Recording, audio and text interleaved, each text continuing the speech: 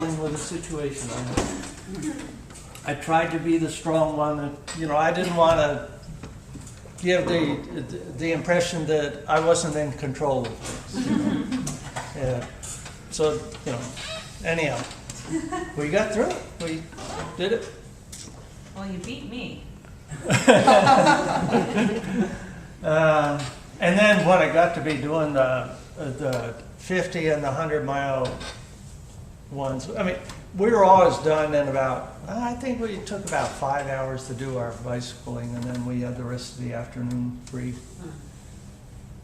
And even for the 50 and the, I don't know whether we did 100, it's all kind of vague to me. On our trip? Yeah. Did we do we had one day from Pittsfield to most of the way to the farm. Was a 57-mile day, I think. And that was through Berkshire Mountains or whatever they were. Yeah, we're going through mountains. We figured we worked on that day. Yeah. Well, you had gears, sir. Yeah, we had gears. We did. It's important. She has a point. Important difference. So one of these, I think it was around Pittsfield, we stayed at one of the hostels, and there was the other pair of boys. Yes. On their bikes. Yes. And they were from not too far south of where we were. They were taking basically the same trip. Oh. And they were from, was it Glen Rock or something like that in northern Bergen County. Just south of Pearl River. No, not Pearl River. South of us somewhere. But I was amazed. They were just a little older than we were. Just a notch or two. Each of them about 2 years They were 16 and 14, and we were 15 and 13.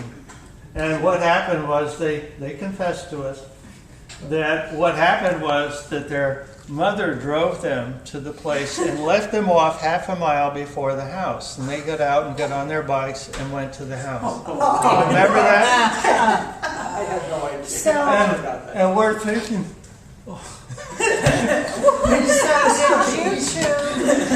they were doing go in a circle, or how did you get home?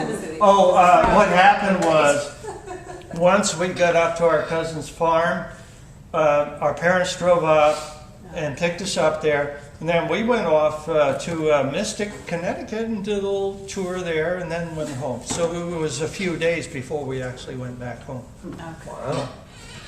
Oh, that was Mystic? I thought we went to Cape Cod after. We might have gone there too, because we went to Mystic, and I remember touring those boats and everything. Yeah. Boy, those pretty amazing whaling boats they had. But then there was the third time we almost near-death experience. A third time? And at the same place, we went swimming in the Connecticut River. Oh, it's a very fast-moving river. Oh. And they said, be careful of the current. So we were in a little inlet, where we went into the water. And we went out a little bit, and you could feel the current coming by real nearby. And we just said to each other, let's stay real close to the shore. Yeah. And we did. Yeah. But if we had ventured out a little bit more, we would have found out how strong the current was and whether we could handle it or not. It was going by at something like 15 knots, I would say. It was really smooth. It was And impressive. it's a big river. So here we are, 15 and 13. Yeah. On our own. Is it legal Yeah. or? Who knows? It's It was amazing just to for me as Star. the fact their parents would do I that. mean, Yeah, what? I mean, back I was on my way to my star. But there I weren't would as like to many, say that during the entire trip, I social never dangers, felt I guess, as there are uncomfortable. now. Right. And nowadays, if I had a kid, I We wouldn't. were, I was at ease with But my even things safety. like just I was the at river, ease like that they're things were talking going about. to There's work so many right. things you can just I know get into why. that you don't know. Yeah. I had my older brother. There are people that acted get in like the he river knew that what they're was still going don't know on. why they're trying to I slip have and they get in confidence there and in then him. they. He's a guy who taught me all about photography. He always knew about everything, and I Always gotta knew be he could careful. take care of things. So I was safe. Did you share his feeling that you were safe? Most of the time, except for the times of stress. Yeah. On the bicycle. Yeah, when things went wrong. That's like being a parent, isn't it? But things like the flat tire didn't bother me. Yeah, just a bump in the road. You just fix the tire. That's all you do. I had fixed tires before, so I already knew. You had an inner tube and then the outer tube. So I once patched my tire instead of my inner tube. when I first started biking. I did not know what I was doing. I thought it was like a car tire. I thought that was the tire. And you patch the tire. They did this entire patching thing. They didn't say an inner tube patching thing. So I patched my tire and I went, this isn't working. Did it work? It did not work very well. And then I went, oh, I see. You patch the thing inside of the tire. You learn bit by bit. You're like that YouTube post.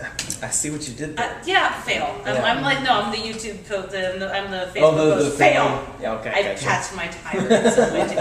Anyone who doesn't bike is probably like, I have no idea what you're talking about. But I did something extremely stupid to sum up. I don't bike, so I know exactly what you're talking about. No, Nice. So, was your Wow, it's mom really happy to see 1991. that you were alive? No. Was your mom happy that you got? I mean, did she seem worried at all at any point? Eleanor? They gave us the impression they were just fine with everything, not concerned about, or, not stressed It's what out we about our expected. welfare. Did you tell them about the near-death experience? No, It's what they expect. Good question. Eleanor and Howard, they just went, that's our boys. They nearly died. Makes sense. They're back now. When we got up there, that's when we got to visit with Jerry and Bill, yeah, who were the kids of Dad's cousin.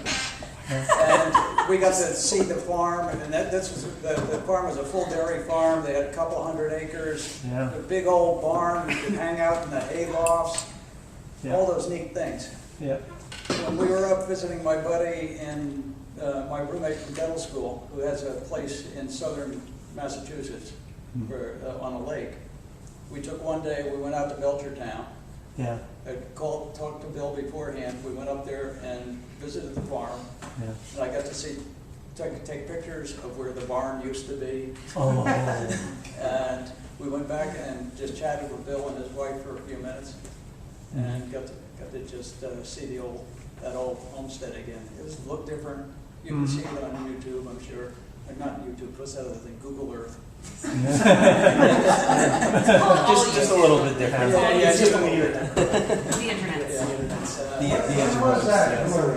That was about 2.5 years ago. Oh, really? About 2 years ago. What, do you remember the name of the road the farm was on in Belchertown? Yes. Belchertown Road. Sears Road. Yes. Sears Road, because we don't live that far from Belchertown. Oh. Sears Road? Because I tried to find it, I thought it was on 202, I thought we had come down 202, so I was looking on Google, but couldn't find it all that way. And I told my buddy Jeff, I said, I can't figure out what road it is. He said, well, you know the guy's name? I said, yeah. He says, Google it. Oh! That worked, I got a hold of Bill, and I saw his address, and I saw Sears Road and all that, yeah. So then I could find out where it was. Is this how you became addicted to Google Earth? No, I wasn't addicted before that. Okay. I'm addicted to maps. It's a You know Me that? too. It's just- I